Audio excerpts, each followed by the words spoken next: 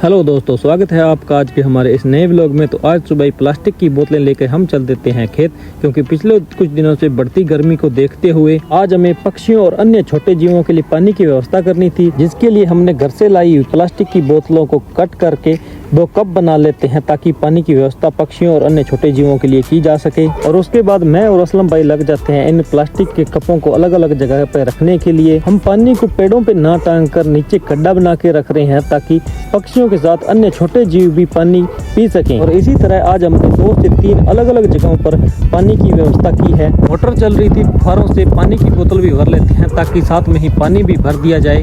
और दोस्तों, हो सके तो आप भी अपने आसपास घरों की छतों या खेत में इस तरह से पानी की व्यवस्था करें, जिससे पक्षी व छोटे अन्य जीव पानी पी सकें। दोस्तों, वीडियो अच्छा लगे तो वीडियो को लाइक, कमेंट और शेयर जरूर करें, और हमारे पेज को फॉलो या चैनल को सब्सक्राइब जरूर कर लें।